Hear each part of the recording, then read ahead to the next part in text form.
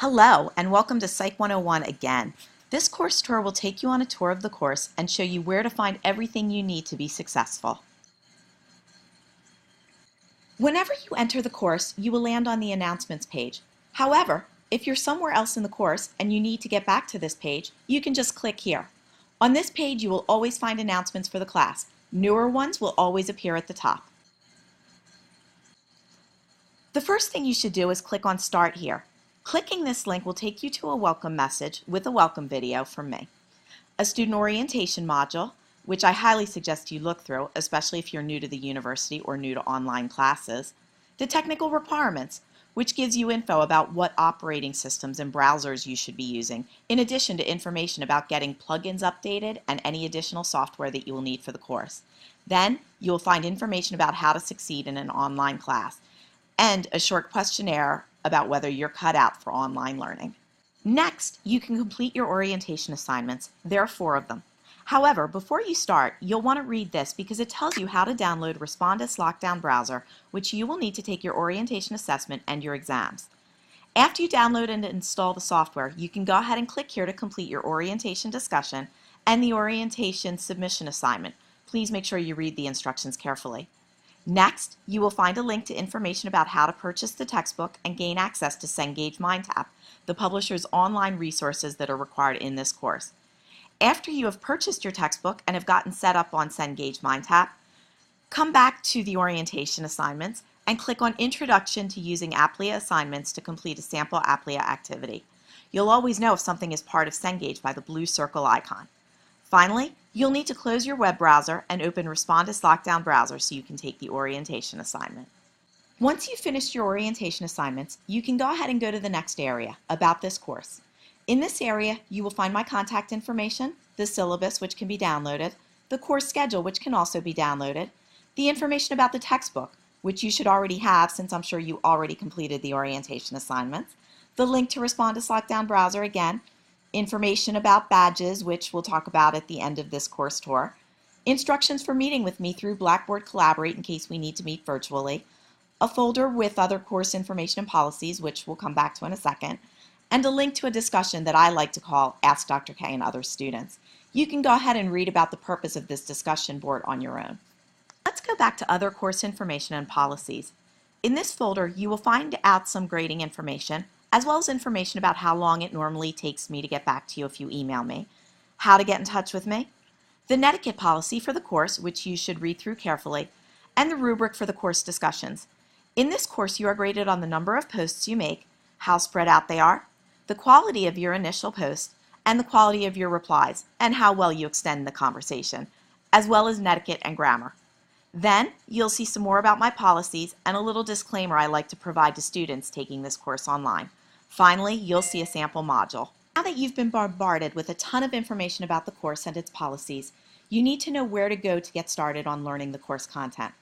If you click on Course Modules/Materials, you will find information about your writing assignments and the drop boxes to which you should submit them, module folders, and your exams. But remember that you need to use Respondus Lockdown Browser to take your exams. You should complete the modules in order and the chapters within each module in the order in which they are presented.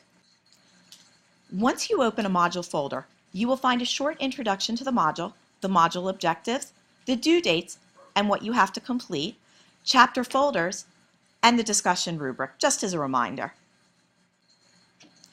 If you go into a chapter folder, you will find several activities on the Cengage site, including a pre-chapter quiz, a link to the ebook, which allows you to highlight, take notes, print, and get it read aloud to you, my lecture notes, which contain links to videos, demos, pictures, audio and video lectures, and so on, all that will supplement what you read in the textbook.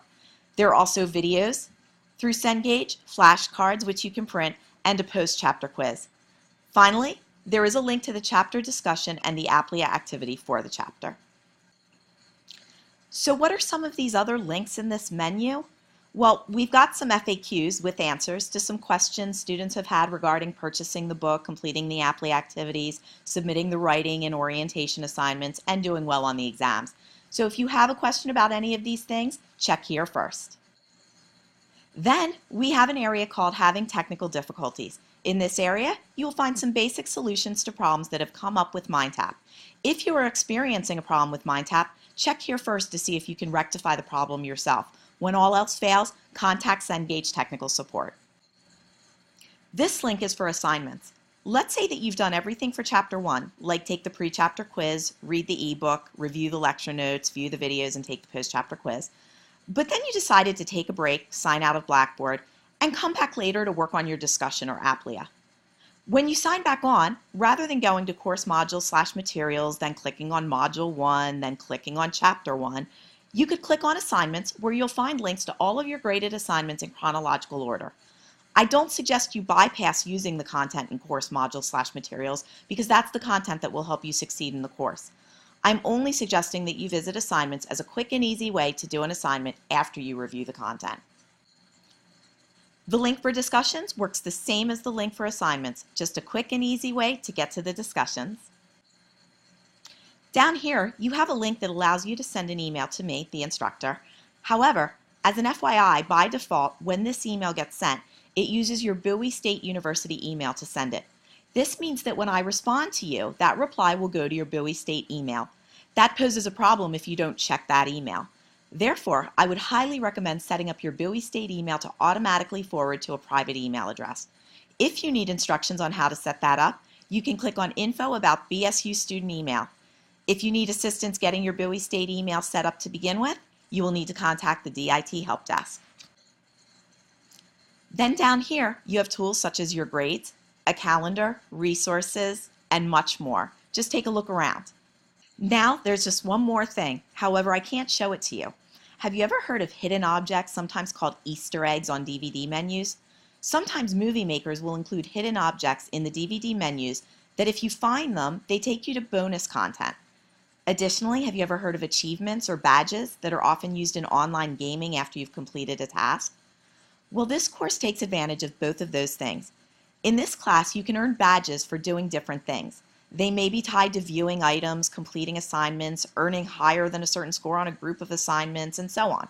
I can't tell you what you have to do in order to earn the badges, but I can tell you that at the end of the class, I will use your badges to give you extra credit. You can earn up to 10 percentage points by earning these badges. So always make sure you review everything, put check marks in boxes if you're asked or if you see an open checkbox, and complete all of the assignments to the best of your ability so you can earn them. So now that you know everything there is to know about the course, go ahead and start exploring it. Good luck, and always remember that I'm here to help you as you embark upon this journey.